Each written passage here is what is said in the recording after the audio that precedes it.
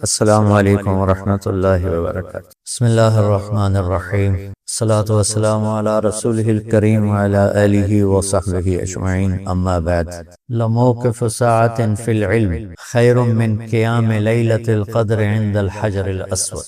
چند گھڑیاں علم کی جو مجلس ہوتی ہے وہ شب قدر بیت اللہ کے سامنے حجر اسود کے سامنے کھڑے ہو کر کوئی ساری رات عبادت کرے تو چند گھڑیاں علم کی مجلس اس سے زیادہ اللہ کو پسند، محبوب اور قیمتی ہے۔ لیلۃ القدر خیر من الف شہر ہے، اور حرم میں ایک نیکی 1,000 کے برابر ہو جاتی، تو وہ ایک رات 1,00,000 راتوں کے برابر ہوگی۔ تو ضرب تقسیم تم خود ہی کر لینا۔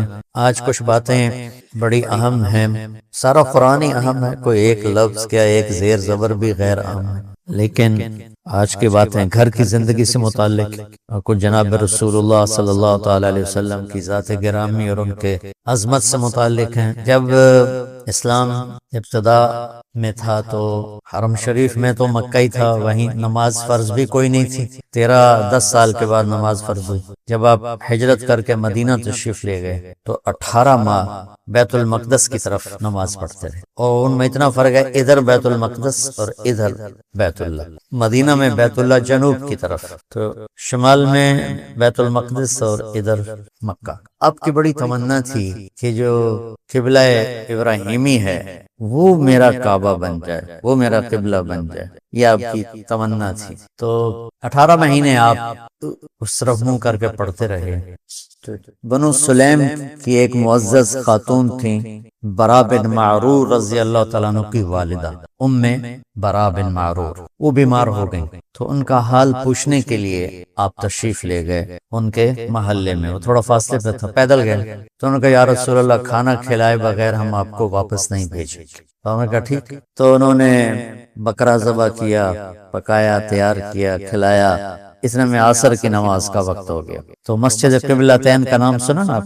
قبلتین۔ تو آپ حسب دستور شمال کی طرف منہ کر کے کھڑے ہوئے 2 رکعت پڑھیں۔ جب آپ 2 رکعت کے تشہد میں تھے تو یہ آیت نازل ہوئی، قد نرى تقلب وجهك في السماء فلنولينك قبلة ترضاها فول وجهك شطر المسجد الحرام وحيثما كنتم فولوا وجوهكم شطره ان الذين اوتوا الكتاب ليعلمون انه الحق من ربهم وما الله بغافل عما يعملون۔ تشہد میں تھے۔ اچھا، ایک تو اس آیت میں خوب جو میرے نبی کی جو شان ہے، ہم دیکھ رہے ہیں آپ بار بار آسمان کی طرف نظریں اٹھاتے ہیں کہ کب میرے اللہ کا حکم آئے گا اور میں قبلے کی طرف ابراہیم کے بنائے ہوئے کعبہ کی طرف منہ کروں گا۔ تو قد نرى تقلب وجهك في السماء، تو اب اس کے بعد اگر اللہ فرماتے فول وجهك شطر المسجد الحرام، تو میرے محبوب اب آپ اپنا چہرہ بیت اللہ کی طرف پھیر دیں،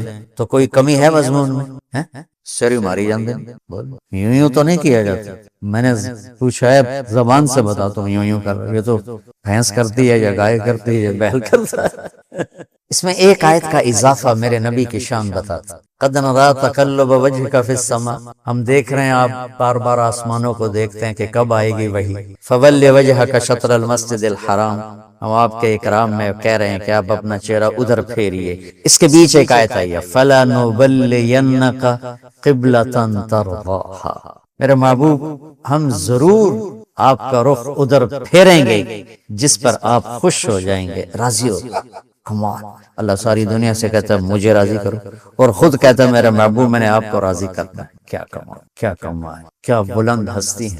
اسی سے میں پوری امت باغی ہوئی بیٹھی، ساری امت بغاوت۔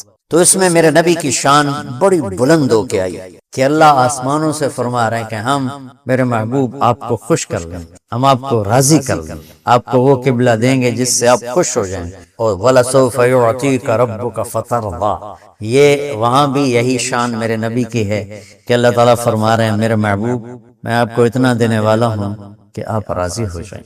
تو بھائیو، جب میرا اللہ اپنے محبوب کی اس طرح عزت احترام کرتا، جبکہ وہ خالق اور وہ مخلوق، یہ عبد وہ معبود، وہ مالک یہ مملوک، اور آپ اور اللہ آپ سے ایسا پیار عزت اکرام کا معاملہ فرما رہا ہے۔ ہم تو آپ کی امت ہیں، سیرت کی زندگی پڑھو اور ہر چیز میں اپنے نبی کی نقل اتارنے کی کوشش کرو۔ ہم صرف داڑھی رکھن اور پگڑی باندھنے کو کہتے ہیں، یہ ہم نے سنت پہ عمل کر لیا۔ یہ تو دو چھوٹی چھوٹی سنتیں ہیں، پگڑی باندھ لی، داڑھی رکھ لی، اسی سے وہ کہتا بس میرے تو زندگی پوری ہو گئی۔ نہیں، میرے نبی نے رات کیسے گزاری، دن کیسے گزارا، بیوی سے کیسے چلے، بچوں کے ساتھ کیسے چلے، دوستوں کے ساتھ کیسے چلے، دشمن کے ساتھ کیسے چلے، کاروبار زندگی میں کیسے چلے، اس میں آپ کی قدم بہ قدم غلامی کرنا، یہ بھی میرے رب کو بڑی پسند ہے، بہت خوبصورت ہے۔ تو ایک آپ سے میں نے یہ بات عرض کرنی تھی کہ ہم مدرسوں میں پڑھ کر بھی اللہ کے نبی کی سیرت سے غافل ہوتے، چونکہ پڑھائی نہیں جاتی، سارا زور فقہ ہی ہے، فقہ ہی ہے، فقہ ہی ہے، اور وہ پہلے وہ فارسی سے پہلے بہشتی زیور شروع ہوتا ہے، پھر وہ ہوتی تھی ایک مالا بدھا مینو فارسی کی کتاب، ہم نے تو آپ کو دکھائی بھی نہیں، پڑھانا تو دور کی بات ہے، پھر وہ شروع ہو جاتی ہے، اور پھر اس کے بعد ہم نے پڑھی منیت المسلی، پھر نور الازا، پھر قدوری، پھر کنز، پھر شرح وقایا، پھر ہدایہ، عقل ہی خشک ہو گئی فقہ پڑھ پڑھ کے۔ علم میرے رب کا قرآن ہے اور علم میرے نبی کا فرمان ہے، ان دو ہستیوں کی بات کو لینے میں کوئی حیل و حجت نہیں ہے۔ اس کے بعد سب کا سارے کے سارے صحابہ سے لے کر آخر تک کسی کا قول لیا جائے گا، کسی کا چھوڑا جائے گا۔ رفع یدین کی روایت کرنے والے کتنے صحابہ ہیں؟ شیخی حدیث متواتر، رفع یدین حدیث متواتر 70 صحابہ نے رفع یدین کی حدیث نقل کی، ہم لیتے ہیں؟ نہیں لیتے، ہم عبداللہ بن مسعود رضی اللہ تعالیٰ عنہ کی روایت لیتے ہیں، یا چند اور صحابہ ہیں، تو صحابہ میں بھی بات کسی کی لی جائے گی، کسی کی چھوڑی جائے گی۔ اور مسح علی الجوربین کتنے صحابہ سے مروی ہے، ہم نے کوئی لی ہے؟ ہم موضع پر مسح کرتے ہیں، یہ میں آپ کو مثال دے رہا ہوں۔ قرات خلف الامام کی کتنے صحابہ راوی ہیں، ہم نے نہیں لی، ہم دوسرے ساتھ کہ اس کے ہیں وَإِذَا قَرَأَ فَأَنصِتْ، اس کا پتہ نہیں راوی کون ہے، ہم نے وہ لے لی ہے۔ تو صحابہ کی بھی صرف دو ہستیاں ہیں، اللہ اس کا رسول، جو کہہ رہے ہیں ٹھیک، ما آتاکم الرسول فخذوہ وما نہاکم عنہ فانتہوا، روک دے رک جاؤ، کہے کر دو، یہ اللہ اس کے رسول کی شان ہے، باقی سب کل پر یہ قانون لاگو نہیں ہوتا۔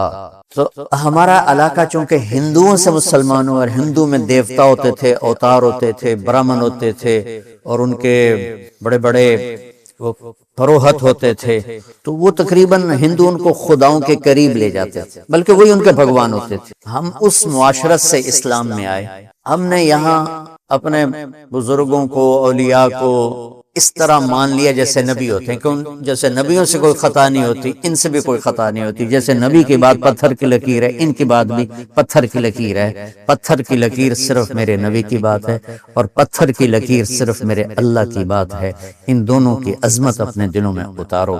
تو اللہ کو پڑھنا ہے تو قرآن پڑھو، کہ میرا اللہ قرآن میں اپنے آپ کو کیسے بتاتا ہے، نبی کو پڑھنا ہے تو سیرت پڑھو، تاکہ آپ کے سامنے میرے نبی کی خوبصورت زندگی آئے اور آپ کو پتہ چلے زندگی گزارنے کیسے۔ نیت کرتے ہو نا؟ یہ ایک بات تھی میرے اس میں، اسی سے متعلق کر یہ بات آ گئی، وَإِذَا سَأَلَكَ عِبَادِي عَنِّي فَإِنِّي قَرِيبٌ أُجِيبُ دَعْوَةَ الدَّاعِ إِذَا دَعَانِ فَلْيَسْتَجِيبُوا لِي وَلْيُؤْمِنُوا بِي لَعَلَّهُمْ يَرْشُدُونَ، کہ اللہ تعالیٰ کہہ رہا ہے میرے بندے کن سے مانگ رہے ہو، جو یا مر گئے ہیں یا اگر زندہ بھی ہیں تو تمہاری طرح وہ محتاج ہیں، تو مجھ سے مانگو نا، میرے خزانوں کی کوئی حد نہیں، انتہا نہیں ہے۔ وہ ہمارے ماحول میں، دیہاتوں میں، وہ پیر سائیں رب ساڈی سندا نہیں، تواڈی موڑدا نہیں، کوئی میرا مینوں پتر لے دیو، بیچارے سیدھے سن۔ میرا ایک رشتہ دار تھا مرحوم، تو میں اس سے ملنے گیا تو میں نے آدھا ہے میاں صاحب، ہمارا جو خاندانی ٹائٹل ہے وہ میاں صاحب، یہاں مولانا کہتے ہیں، کہنے لگا میاں صاحب بندہ تو بڑا چنگا ہے، پر تو وابی ہو گیا۔ میں کیا وہ میں کیویں وابی ہو گیا کہ تو پیرانو نہیں مننا؟ میں کہتے ہیں میرا تو اپنا پیر ہے قادری سلسلے دا، میں تو دے ہاتھ تے بیعت ہوئے ہوئے ہیں، اسی پیرانو مننے ہیں، پر اے نہیں ہے بے پیر پتر دے وے، پتر اللہ دیندا ہے، کہ ایہ تا گل ہر پیر دا رب کوٹا بنایا ہے، وہ اپنے کوٹے چو لے کے دے دیندا ہے۔ صرف اللہ کے سوا، صرف اللہ ہی اللہ، جس سے پکارا جاتا ہے، جس سے مانگا جاتا ہے، اس کا نمونہ اس آیت میں دیکھنا، وَإِذَا سَأَلَكَ عِبَادِي عَنِّي، جب میرے بندے میرے بارے میں آپ سے پوچھیں تو میں بہت قریب ہوں، پکارنے والے کی دعا کو پر جواب دیتا ہوں جب وہ مجھے پکارتا ہے، لہٰذا تم میری پکار پہ لبیک کہو، مجھ پہ ایمان لاؤ، ہدایت پاؤ۔ یہ تو اس کا سادہ سا ترجمہ ہے، لیکن جو اس میں حسن ہے وہ وَإِذَا، اذا کا مطلب ہے میرے بندو مجھ سے مانگنے کے لیے کوئی ٹائم مقرر نہیں ہے، دن رات، صبح شام، اندھیرا اجالا، گرمی سردی، مشرق مغرب، وَإِذَا، جب جس موقع پر جیسے پکارو گے، زبان سے، آنکھوں سے، آنسوؤں سے، دل کی دھڑکنوں سے، اندر کے غم اور دکھ سے، جس طرح بھی مجھے پکارو میرے بارے میں، وَإِذَا، ان نہیں اذا، جب بھی میرے محبوب سألک، آپ سے پوچھیں، عبادی پہلے عنی بعد میں، حالانکہ اللہ کی شان کے مطابق ہونا چاہیے، وَإِذَا سَأَلَكَ عَنِّي عِبَادِي، جب میرے بارے میں میرے بندے آپ سے پوچھیں، اور اللہ یہاں عبادی کو پہلے اور اپنی ذات کو بعد میں، اور عبادی محبت کا لفظ، میرے بندے، سبحان، مومنین نہیں کہا، مسلمین نہیں کہا، عبادی میرے بندے، وہ سبھی اللہ کو یا عبادی الذین اسرفوا علی انفسہم، تو کتنے وہ قرآن میں یا عبادی، تو عباد میں سارے آ گئے، تو اللہ کہہ رہا ہے میرے محبوب جب میرے بندے، کیا محبت ہے اس، میرا لال، میرا بیٹا، میرا جگر، موت کو دیکھتی، اور جب وہ ناراض ہوتے ہیں پھر دفعہ دور ہو جا کتا کمینہ میری نظر، اب اور کیسٹ چل پڑی، تو جب وہ کیسٹ محبت کی ہوتی، میرا میرا ایسے رگڑ کے کہتی ہے کہ اندر سے اس کے جگر سے نکلتا ہے میرا لال، میرا بیٹا، اور یہاں اللہ کہہ رہا ہے میرے بندے، او ہو میرے بندے، کیا پیار ہے، صرف عبادی کا مزہ لیتے رہو، میں تو تمہاری طرح بلاغت نہیں پڑھا ہوں، اپنے ذوق کی وجہ سے، میرا ادبی ذوق ہے، شاعرانہ ذوق، لگ رہا ہے میرے بندے، میں اس میں لہجے کو میٹھا بنانے کی کوشش کر رہا ہوں، کہاں میرے رب کا لامحدود لہجہ، کہاں میری، لیکن میں اس کو مٹھاس کو پیش کرنے کی کوشش کر رہا ہوں، میرے بندے، محسوس ہوگا نا میرے بندے، تو لگتا ہے کوئی بڑا طاقتور جابر حاکم اپنے غلاموں سے بات کر رہا ہے، عباد غلام، لیکن میرے بندے، محبت دے رہا ہے، الفاظ میں، لفظ میں کیا محبت ہے کہ میرے بارے میں پوچھ رہے ہیں، میرے بارے میں۔ اچھا قرآن میں نا یسألونک کے ساتھ آیا، یسألونک، اے میرے محبوب یہ آپ سے پوچھتے ہیں عن المحیط، محیط کے بارے میں، قل آپ کہیے ہوا اذا، پھر صحابہ نے سوال کیے، اللہ نے جواب دیے، اور جواب میں نبی کو بیچ میں لائے کہ میرے نبی آپ یوں کہیے، یسألونک عن الانفال، یہ کہتے ہیں انفال مال غنیمت کا ہے، قل میرے حبیب آپ کہیے الانفال للہ ولرسولہ، یسألونک عن الاہلہ، یہ اہلہ کے بارے میں سوال کرتے ہیں، قل کہیے میرے محبوب ہی مواقیت للناس، یسألونک ماذا ينفقون، یہ آپ سے سوال کرتے ہیں کیا خرچ کریں، قل العفو، میرے محبوب آپ فرمائیے زائد، یہ طرز قرآن کا سمجھ میں آ گیا۔ اب انہی صحابہ نے سوال کیا کہ ہمارا رب کدھر ہے، قریب ہے تو مناجات کریں، دور ہے تو زور سے پکاریں، تو پچھلے طرز کلام کے مطابق یہاں آنا چاہیے تھا یسألونک عنی، یسألونک عنی، یہ آپ سے میرے بارے میں پوچھ رہے ہیں، قل ہوا قریب، آپ کہیے وہ قریب ہے، جو پیچھے کو 14-15 دفعہ یہ آیا ہے یسألونک، تو یسألونک، یسألونک، اب وہی صحابہ کہہ رہے ہیں کہ اللہ کے بارے میں ہم آپ سے پوچھتے ہیں، تو آیت کا اترنا اسی طرز پہ ہونا چاہیے، یسألونک عن اللہ قل ہوا قریب، یسألونک عنی قل ہوا قریب، میری بات سمجھ میں آ رہی کہ یہ میرے محبوب آپ سے پوچھ رہے ہیں میرے بارے میں، تو آپ کہیے وہ قریب ہے، لیکن یہاں سارا جملہ تبدیل کر دیا، سارے جملے کی کیمسٹری تبدیل کر دی، وَإِذَا، وہاں اذا نے، یسألونک، یسألونک کا مطلب ہے کہ اس وقت یہ جواب ہے، آئندہ اس میں تبدیلی آ سکتی، اور اذا سأل کا مطلب ہے کہ اب جو جواب آئے گا ہمیشہ کے لیے آئے گا، اس میں کوئی تبدیلی نہیں ہو سکتی، وَإِذَا اور یسألون، جب یہ میرے بندے میرے بارے میں پوچھیں، تو آگے اللہ نے کہنا تھا کہیے میں قریب ہوں، اللہ کہتا ہے فإنی قریب، میں قریب ہوں، میں پوچھتا ہوں کہ بھائی مولانا زبیر صاحب کدھر ہیں، تمہارا نام کیا ہے، میں کہتا ہوں سعید، مولانا سعید صاحب، مولانا زبیر صاحب کدھر ہیں، تو آپ کہیں گے جی وہ بیٹھے ہیں، ٹھیک ہے، میں پوچھتا ہوں کہ مولوی سعید صاحب مولانا زبیر صاحب کدھر ہیں، آپ کے بولنے سے پہلے وہ خود بول پڑتے ہیں کہ جی میں یہاں ہوں، تو کوئی فرق ہے ان دونوں چیزوں میں؟ انہوں نے میری بات کو عزت دی ہے کہ آپ کے بولنے سے پہلے خود بول پڑے میں موجود ہوں، میں ہوں۔ شیخ رمزی ہوتے تو زیادہ سمجھا سکتے، اب میرے جو اندر احساسات ہیں میرے پاس آگے الفاظ کوئی نہیں، اللہ تعالیٰ فرما رہے ہیں کہ جب میرے بندے میرے بارے میں آپ سے پوچھیں تو ایک دم اللہ نے کلام کی شکل بدلی کہ میرے حبیب آپ پیچھے ہٹ جائیں، اس کا جواب میں خود دوں گا کہ میرے بندہ تیرے پاس ہی تو ہوں، تیری شارت سے زیادہ تیرے قریب ہوں۔ اللہ نے اپنے حبیب کو بیچ میں نہیں شامل کیا کہ میرے محبوب آپ پیچھے ہو جائیں۔ مجھے یہ جواب اتنا پسند آیا ہے کہ میں چاہتا ہوں کہ آپ کی جگہ میں خود جواب دوں، میرے بندوں میں تمہارے پاس ہوں، تمہاری شارت سے زیادہ قریب، تم سے دور نہیں ہوں۔ اینما تولوا فثم وجہ اللہ، میں تم سے دور نہیں ہوں، میں تمہارے پاس ہوں، تمہاری شارت سے زیادہ قریب ہوں، تو قدم قدم میری معیت تمہارے ساتھ ہے۔ مجھے پکارنے کے لیے زور لگانے کی ضرورت نہیں ہے، عربی کی ضرورت نہیں ہے، جس زبان میں پکارو گے وہ سنے گا۔ آگے کہتا ہے اجیب دعوت الداعی اذا دعان، میں تیرے پاس تیرے قریب۔ ایک ہے دعا، ایک ہے دعوت۔ دعوت ہوتا ہے ایک دفعہ بلانا، اور دعا ہوتا ہے بار بار بلانا، مانگنا، پکارنا۔ اور میرا رب کہہ رہا ہے زندگی میں کسی نے مجھے ایک دفعہ بھی پکارا تو میں لبیک کہتا۔ دعوت، دعوت، دعا نہیں، دعوت۔ دعا ہم تو ہر وقت 5 وقت نماز پڑھتے ہیں، اللہ کو پکارتے ہیں، تہجد پڑھتے ہیں، نفل پڑھتے ہیں، اشراق پڑھتے ہیں، قرآن پڑھتے ہیں، ذکر کرتے ہیں، ہم اللہ کو پکارتے ہیں۔ اور میرا اللہ کہہ رہا ہے زندگی میں ایک دفعہ جس نے مجھے کہا یا اللہ، تو میرا جواب 70 دفعہ آئے گا لبیک لبیک یا عبدی۔ اب بتاؤ اس اللہ سے پیار کرنا چاہیے کہ ڈرنا چاہیے؟ تو پیار کیجیے۔ تو ہمارے خطیبوں نے اللہ سے ڈرا ڈرا کے تو بھائی پھر جسے میں نہیں ڈراتی، جن آ گیا، جن بابا آ گیا، جن بابا آ گیا، وہ بیچارے دور دور دور دور کر کے رضائی میں گھستے ہیں۔ میرا نبی کہتا ہے بشرا ولا تنفرا، یسرا ولا تعسرا، خوشخبریاں سناؤ، وعیدیں نہ سناؤ، آسانیاں کرو، تنگیاں نہ کرو۔ تو میرا اللہ کہہ رہا ہے زندگی میں ایک دفعہ بھی مجھے پکارو گے نا، ایک دفعہ، الداعی، پھر سبحان اللہ، الداعی، پکارنے والا مسلم ہو، مومن ہو، مشرک ہو، ہندو ہو، سکھ ہو، دہریہ ہو، ایتھیسٹ ہو، پتھروں کا پجاری، بتوں کا پجاری، آگ کا پجاری، سورج کا پجاری، کسی مذہب کو نہ ماننے والا، وہ بھی کہے گا نا یا اللہ تو میری آواز آئے گی لبیک لبیک یا عبد۔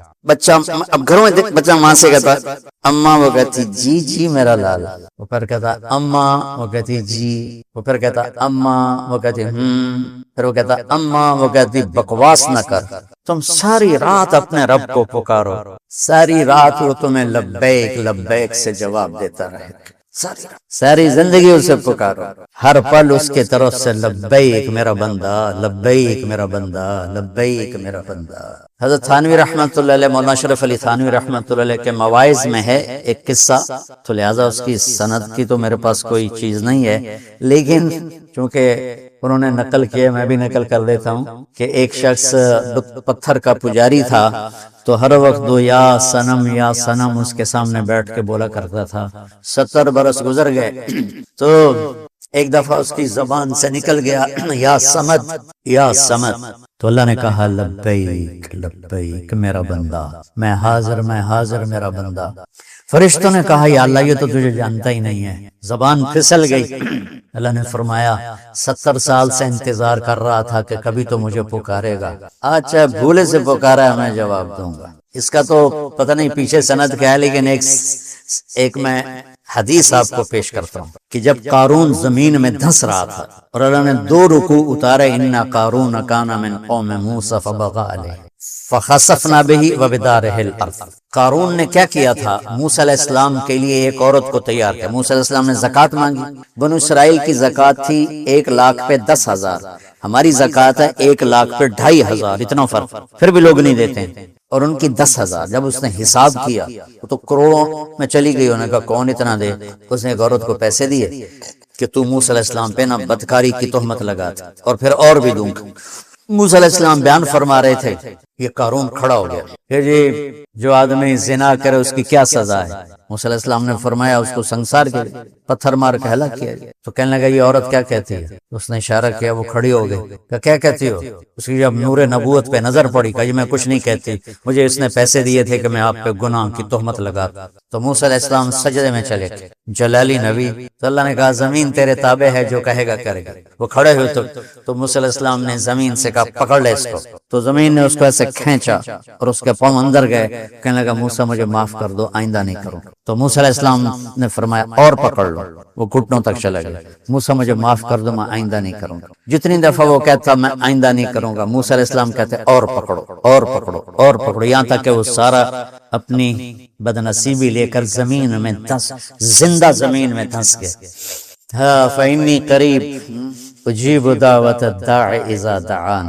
جبریل آئے، موسیٰ اللہ فرما رہے ہیں میرے کلیم، قارون نے آپ کی اتنی منتیں کی، آپ نے اس سے معاف نہ کیا، میری عزت کی قسم ایک دفعہ قارون مجھے پکارتا میں اسے نکال کے باہر کھڑا، اس نے مجھے پکارا ہی۔ تو میرے عزیزو، اللہ ہی اللہ ہے، للہ المشرق والمغرب، لہو ما فی السماوات وما فی الارض وما بینہما وما تحت الثری وإن تجہر بالقول فإنہ یعلم السر وأخفى اللہ لا الہ الا ہو لہ الاسماء الحسنى۔ کیا خوبصورت تعارف ہے اللہ کا۔ تو یہ پیار محبت سے دنیا کو بتانا، ڈنڈے مار کے نہیں، زبان کی تیزی اور شدت سے، پیار سے، کہ اللہ شارک سے قریب، اللہ نیند سے پاک، اونگ سے پاک، خزانے لامحدود، بھائی اس کو پکار جو ایک لمحے میں کہے گا لبیک، ایک لمحے میں جواب آئے گا لبیک۔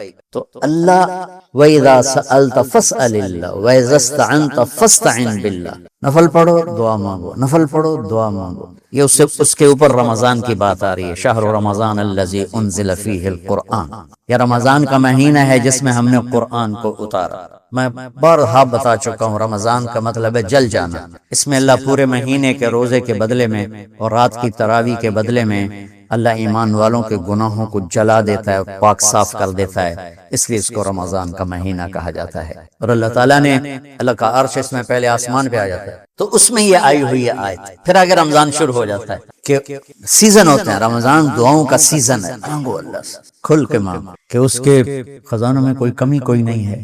لہٰذا بھائیو، نماز کے ذریعے، روزے کے ذریعے آسمان تک دعائیں۔ 1996 میں میں ایک مسئلے میں پھنس گیا، تو کوئی اتنی وہ مشکل تھا کہ وہ کوئی شکل نظر نہیں آ رہی تھی اس کے حل ہونے کی، تو میں نے روزے رکھنے شروع کر، تو ہمت تھی، قوت تھی، سر درد نہیں ہوتا تھا۔ اب تو روزے کی وجہ سے جو ہی ظہر کا وقت آتا ہے تو سر درد کا حملہ ہوتا ہے، پیٹ خالی ہونے کی وجہ سے۔ تو مسلسل میں نے 20 روزے رکھے، مسلسل، یہاں تک اس میں ہمارا ایک سفر کراچی کا تھا، تو ہم جا رہے تھے تیز گام پر، اور تیز گام میں وہ ہوتے ہیں چھوٹے چھوٹے کمپارٹمنٹ، ان کو پتہ نہیں کیا کہتے تھے، اس میں 6 آدمی ہوتے، تو میں نے چولہا ساتھ لیا اور سحری کا سامان ساتھ لیا، اور میں نے اس سفر میں بھی روزہ نہیں چھوڑا۔ میں اکیلا اٹھا اور میں نے اپنی سحری تیار کی اور میں نے راستے میں روزہ رکھا، اتنی میں نے پابندی کی۔ 21واں روزہ میں رکھنے نہیں پایا کہ اللہ نے میرا وہ کام کر دیا۔ مصلی بچھاؤ، روزے رکھو، مصلی بچھاؤ اور ظاہری اسباب اختیار کرو، یہ نہیں کسی نے تم مصلی پہ بیٹھ جاؤ کہ اس کے نیچے سے پیسے نکل آئیں۔ ہمارا ایک ساتھی تھا، وہ یقین کی باتیں سن سن کے اس نے ایک پتھر اٹھا کے نا بستر میں رکھ لیا، اور روزانہ تہجد میں کہتا بنگالی تھا، یا اللہ اس پاتھر کو سونا بنا دے، یا اللہ اس پاتھر کو سونا بنا دے۔ وہ 4 مہینے لے کے پھرتا رہا، وہ پاتھر سونا تو بنا نہیں، پھر اس کو پھینک دیا۔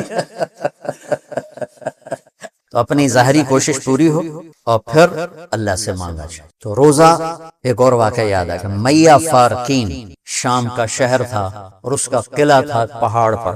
1 سال صحابہ اس کا محاصرہ کر کے پڑے رہے، خالد بن ولید جیسے فتح نہیں ہو سکتا۔ تو خالد بن ولید رضی اللہ تعالیٰ نے اعلان فرمایا کہ سارا لشکر روزے رکھو کہ اللہ اس کو ہمیں فتح کروا۔ پہلے دن روزہ رکھا گیا۔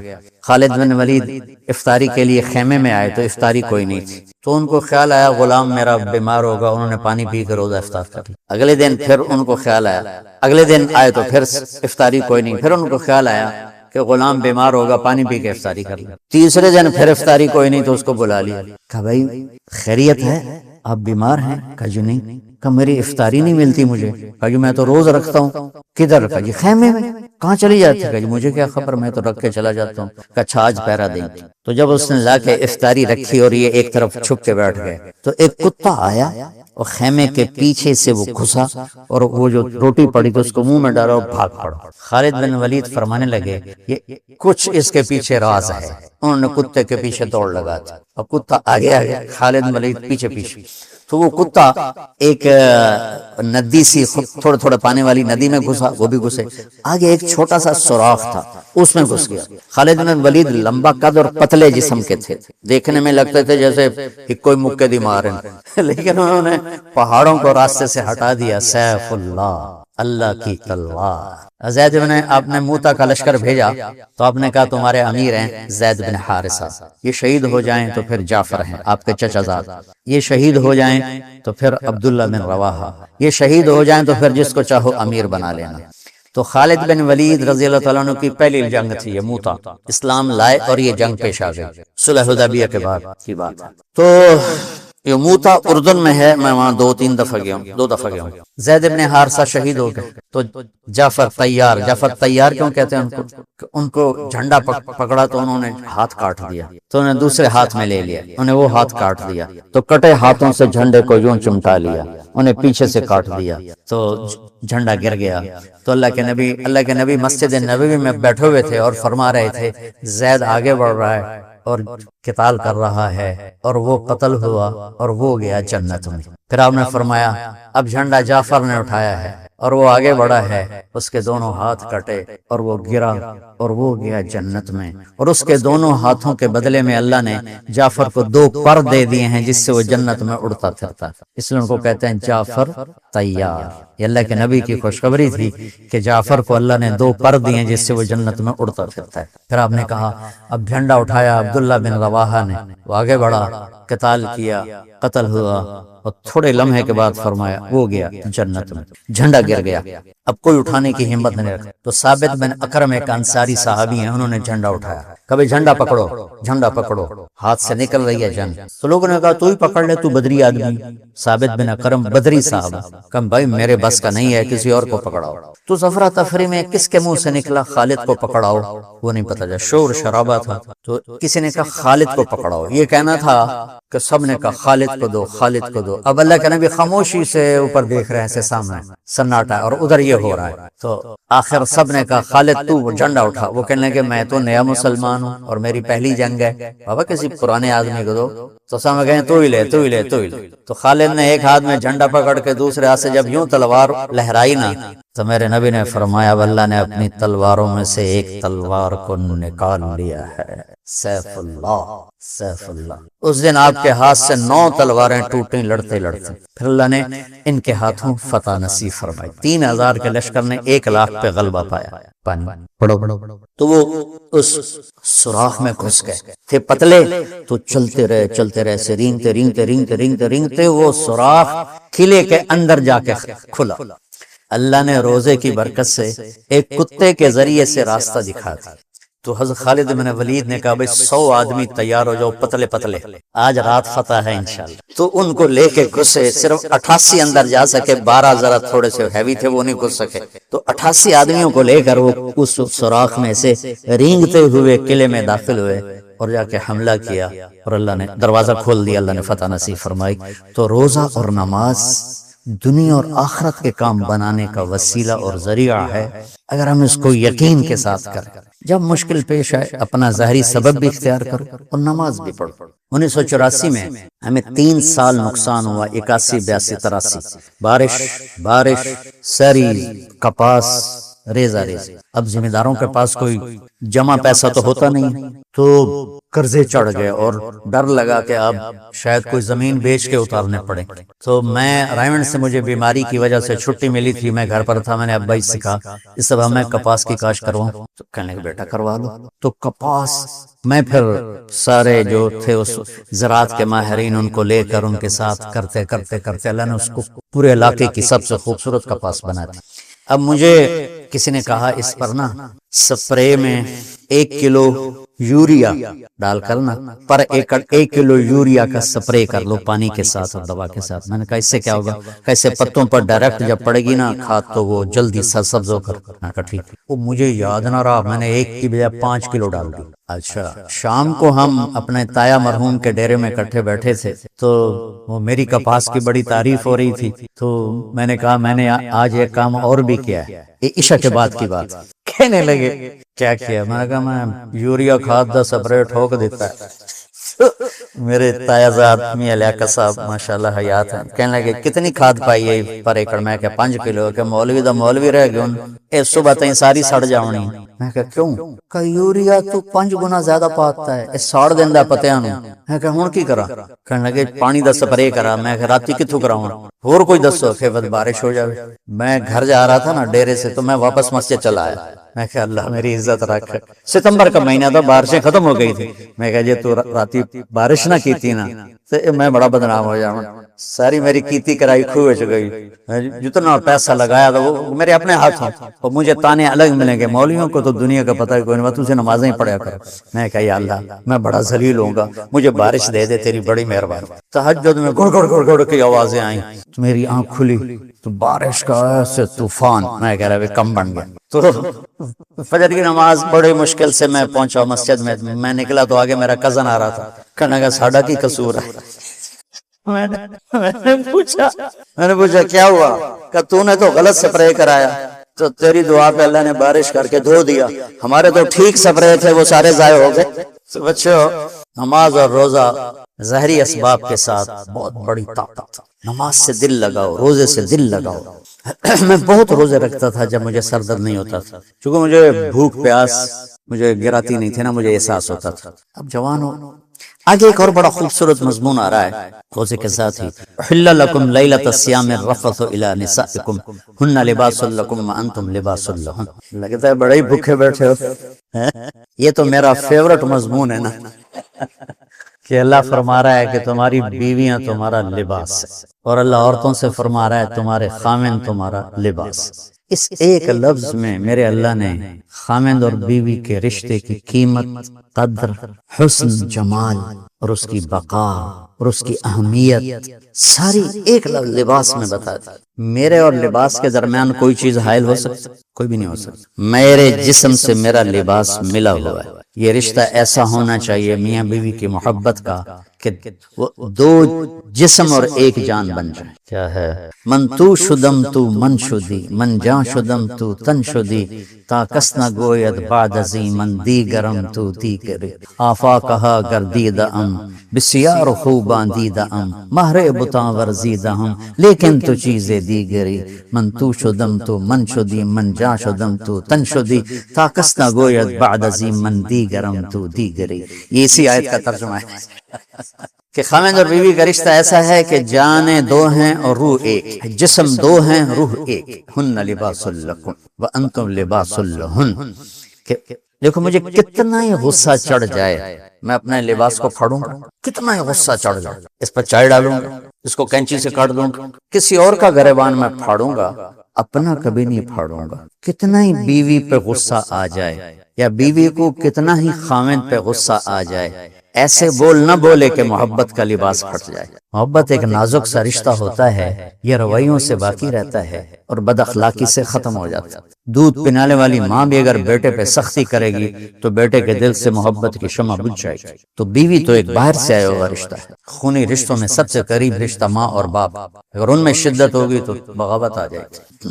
تو ایک اس میں اللہ یہ بتا رہا ہے کہ تیرے اور تیری بیوی کے درمیان کسی کو حائل نہیں ہونا چاہیے۔ ہمارا جیسے جو مشترکہ نظام زندگی ہے تو اس میں سارے رشتے اس رشتے کے درمیان، ادھر سے ساس، ادھر سے سسر، ادھر سے نند، ادھر سے دیور، ادھر سے بھاوج، ادھر سے جٹھانی، یہ اس طرح انہوں نے اس رشتے کو مسل کے رکھ دیا ہے کیونکہ اس کا سارا حسن و جمال ختم ہو کے رہ گیا۔ اس رشتے میں کوئی اور نہیں داخل ہو سکتا۔ حضرت عائشہ، حضرت حفصہ، حضرت ام سلمہ، حضرت سودا، یہ ایک جماعت تھی اور باقی 5 دوسری جماعت تھی جو جب آپس میں ٹسل وغیرہ سوکن والی تھی تو یہ 4 ایک ذہن ہوتی تھی، 5 ایک ذہن ہوتی تھی۔ لیکن حضرت عائشہ کے معاملے میں ساری ایک ذہن تھی کہ اللہ کے نبی حضرت عائشہ سے زیادہ پیار فرماتے تھے اور آپ نے کھلے مجمع میں کئی دفعہ میں سنا چکا ہوں. عمرو بن عاص نے پوچھا یا رسول اللہ من احب الناس الی، آپ کو سب سے زیادہ کس سے پیار؟ تو عرب کی میں وہ معاشرت بھی بتا چکا ہوں کہ عرب اپنی بیوی سے اظہار عشق میں شرماتے تھے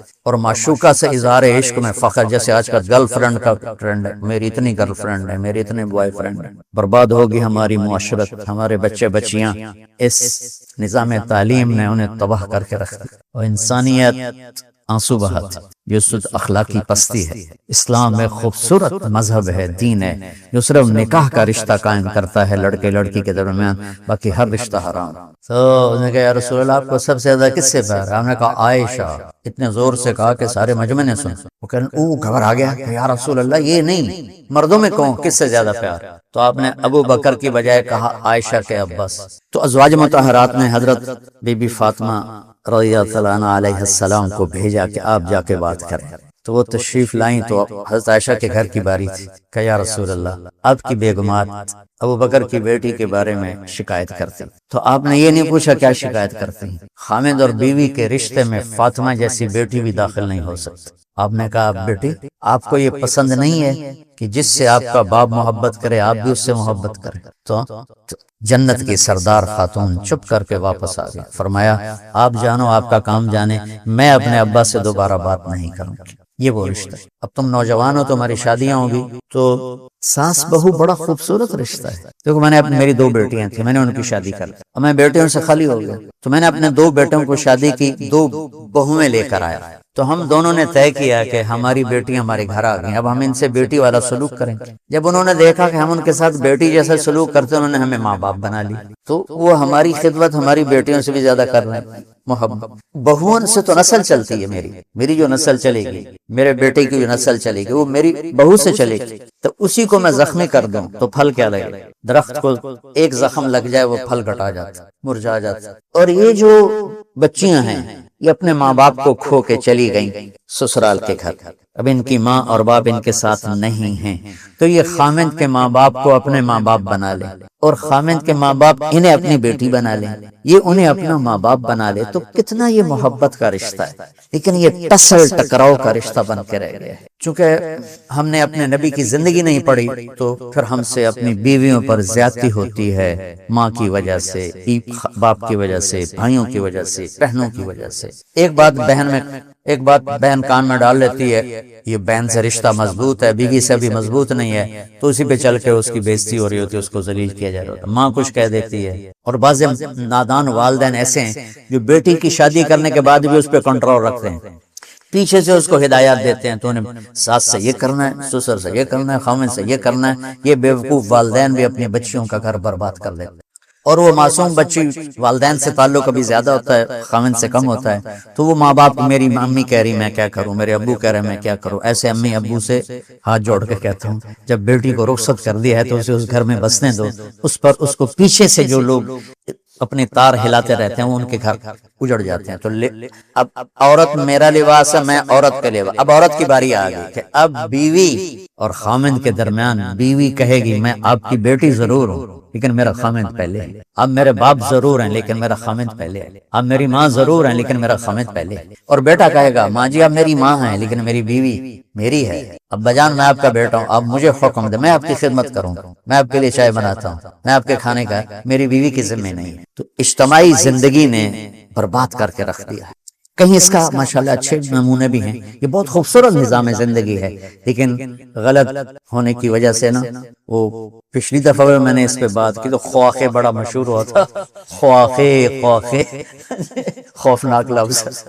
تو حالانکہ یہ رشتے تھوڑی سی سوچ کے ساتھ خوبصورت ہو سکتے کہ جو میرے گھر میں بہو بن کے آئی ہے مجھے باپ بنا لے، اب اس کا باپ تو پیچھے رہے، اور میری بیگم کو ماں بنا لے، اور میں آنے والی کو اپنی بیٹی بنا لے، اور میری بیگم اسے اپنی بیٹی بنا لے.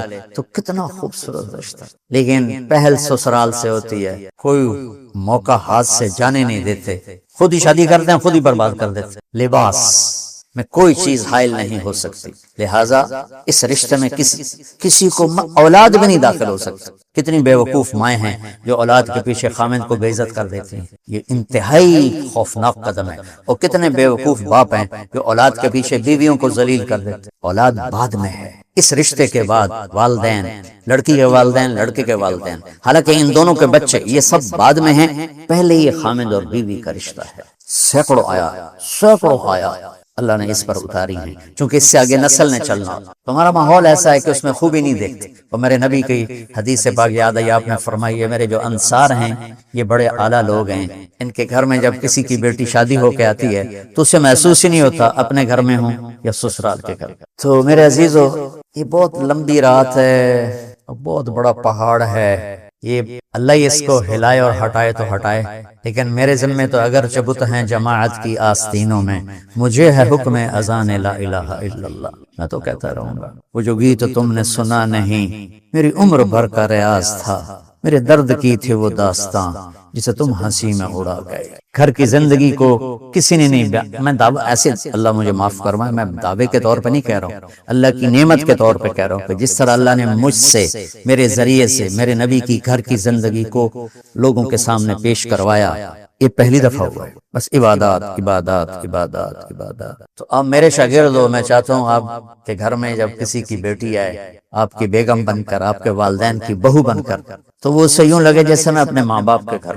چوتھے دن اس کو تانے ملنے شروع ہو جائے۔ میں یہاں اپنے گھر کا واقعہ سناتا، اللہ تعالیٰ نے مجھے خوشحال گھرانا، ہم نے آنکھیں کھولی تو نوکروں کی گودیں، نوکرانیاں، نوکروں کی ایک لائن، قطار، اللہ نے میری شادی کرائی۔ گھر کا کلچر، اور میری والدہ شوق سے کبھی کوئی سالن بنائے تو بنائے، ورنہ نوکرانیاں، نوکر۔ اس لیے میری ماں کو نہ زیادہ اچھی روٹی پکانی آتی تھی، نہ سالن پکانا آتا، ہمیں گزارا ہی کر لیا ہے کہ کرنا ہی نہیں پڑا۔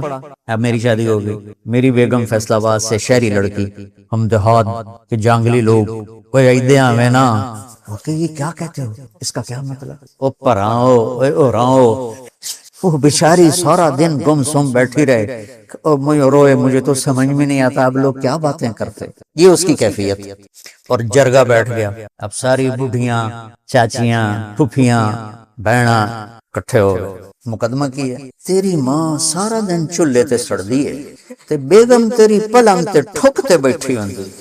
میں نے کہا میں اسے گھر جمع میری ماں کدا چولہے تے سڑی ہے، میں تو کدی نہیں ویکھیا، آج میری بیگم آئی ہے تو میری ماں چولہے تے نظر آ گئی ہے۔ یہ کلچر ہے، یہ ماں سب کچھ ہوتے ہوئے بھی وہ چونچ لگا رہی ہیں اور وہ نشر لگا رہی ہیں۔ اس معاشرت کو بدلنا ہے آج۔ اور پھر لباس کا دوسرا کیا مطلب ہے؟ لباس مجھے خوبصورت بناتا ہے۔ خامن بیوی کا رشتہ ایک دوسرے کو خوبصورت بنا دیتا ہے۔ کبھی اونچ نیچ ہو جائے، جیسے لباس کسی جگہ کیل سے پھنس کے پھٹ جاتا ہے تو ہم اس کو ویسے ہی چھوڑتے کہ فوراً سیتے ہیں، تو کبھی اونچ نیچ لباس میں ہی یہ اشارہ ہے کہ اونچ نیچ بھی ہوگی، سوئی دھاگا لے کے فوراً تم اپنا لباس سیتے ہو، جو بیوی سے ہو یا خامن سے ہو، فوراً اس کو محبت کے سوئی دھاگے سے سی کر ایک کر ہم داغ نہیں لگنے دیتے ہیں۔ کھانا کھانے سے پہلے یوں آستینے چڑھا لیتے ہیں کہ کہیں سالن نہ لگ جائے، اور آگے سامنے کوئی تولیہ بچھا لیتے ہیں کہ سالن پہ کوئی چیز نہ لگ جائے، بیوی کے دل پہ داغ نہ لگنے پائے تمہاری بدتمیزی سے، اور خامن کے دل پہ داغ نہ لگنے پائے بیوی کی بدتمیزی سے۔ میرے نبی نے فرمایا اگر میری شریعت میں سجدہ ہوتا تو میں بیوی کو کہتا خامن کو سجدہ کر، اور جس عورت سے جس کی بیوی خامن سے ناراض ہو گئی بغیر کسی شرعی عذر کے، ساری رات اس پہ اللہ اور اس کے فرشتوں کی لعنت برستی رہتی۔ پھر لباس کا ایک اور مطلب، جب آپ چھوٹے تھے تو ماں باپ آپ کے لیے کپڑے خرید کے لاتے تھے، اب آپ بڑے ہو گئے تو آپ اپنی پسند کا لباس خود لیتے، خود خرید۔ مجھے سفید لباس پسند ہے تو لہذا میں یہی پہنتا ہوں سارا سال، ساری سردیاں، ساری گرمیاں۔ پہلے جو ماں نے پہنا دیا وہ پہن لیا، اور جب کالج میں گئے تو اپنی پسند کے پہنے، جو بھی پہنے۔ میں 3 پیس سوٹ سلوا کے آیا، شفیق ٹیلرز، مجھے نام بھی یاد آ گیا، 80 روپے میں نے سلائی دی، 80 روپے، تو سارے ہاسٹل میں ہل ہو گئی، 80 روپے دی سوٹ سوا کے لیا، 80 روپے۔ اب 80 روپے کی تو وہ نالا نہیں ڈالتا۔ جب اللہ نے اختیار میں دے دیا تو لباس اپنی پسند، تو اس لفظ لباس میں اشارہ ہے کہ شادی میں لڑکے لڑکی کی پسند کا خیال کیا جائے۔ ہم اپنے بڑے بچے اور بڑی بچی کو اپنی پسند کا لباس نہیں پہناتے، ہم ان پہ چھوڑ دیتے ہیں۔ ایسے ہی لفظ لباس میں اشارہ ہے، اللہ تمہیں کل کو، ابھی تو تم اس گھاٹی سے گزرنے والے ہو، پتہ نہیں تمہارے والدین تمہارے ساتھ کیا کرتے ہیں، تو کل کو اللہ تمہیں صاحب اولاد بنائے تو اپنی عام طور پر بیٹیوں سے پوچھنا عیب سمجھا جاتا ہے، اور بیٹی اپنی پسند بتا دے تو مجرم بن جاتا ہے۔ بیٹا دن رات زنا کرتا ہو کوئی بات نہیں، بچے بیٹی کے منہ سے نکل جائے تو ذبح کر دیتے، یہ کون سی غیرت؟ یہ شیطان ہے۔ بیٹی بھی تو ایک انسان ہے، اس سے نہیں خطا ہو سکتا۔ پوری دنیا میں عورت مظلوم ہے، پوری دنیا۔ میں اس لیے ان کی بات زیادہ کرتا ہوں۔ میں کسی کی بیٹی کو گھر لے کر آیا، اس نے میرے لیے ماں چھوڑی، باپ چھوڑا بھائی اس نے چھوڑے، بہنیں چھوڑی، گھر چھوڑا، عادات چھوڑی، اور میں ایک بول پر انہوں نے ہاں جی فرمائیے مجھے اب کیا کرنا ہے، تو میں اس کو عزت نہ دوں؟ ہے کوئی انسانیت؟ مارتے ہیں، بری طرح مارتے ہیں۔ دیہاتوں میں بیویوں کو مار مار ان پہ ٹانگیں توڑ دیتے، چاہے وہ سندھی ہوں، چاہے پنجابی ہوں، چاہے پٹھان ہوں، چاہے بلوچ ہوں۔ گندی معاشرہ۔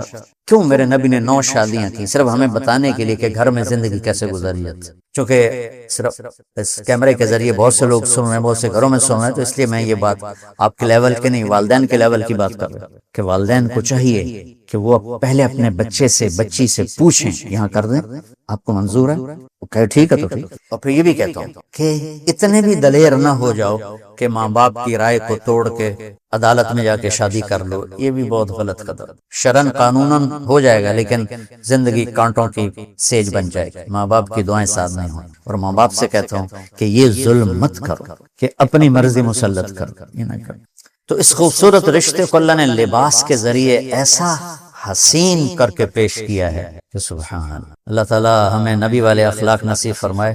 سارا قرآن تو شیخ رمزی صاحب بھی بتا سکتے ہیں، مجھے تو جو آیت سوکھی لگتی ہے آپ کو بتا دیتا ہوں۔ تو اور جو معاشرت سے، جو ضروریات زندگی سے متعلق ہے، قرآن کی وہ آیات جو آج اس وقت ہمیں ان کی طرف توجہ دینے کی زیادہ ضرورت ہے، وہ میں آپ کے سامنے لانے کی کوشش کر رہا ہوں۔ آپ کی توفیل کوئی ذرہ علم اللہ مجھے بھی نصیب فرما دے۔ اللہم لک الحمد کما انت اہلہ وصلی علی محمد کما انت اہلہ وفعل بنا ما انت اہلہ انک اہل التقوی واہل المغفرہ۔ اللہم وفقنا لما تحب وترضى واجعل آخرتنا خيرا من الأولى لك فضللنا وعلى صالح الأخلاق فقومنا لك فضللنا وعلى صالح الأخلاق فقومنا لك فضللنا وعلى صالح الأخلاق فقومنا وإلى الناس فلا تكلنا من سيء الأخلاق فجنبنا اللهم حسنت خلقنا فحسن خلقنا اللهم ألف بين قلوبنا وأصلنا وأصل ذات بيننا ربنا تقبل منا صيامنا وقيامنا برحمتك يا أرحم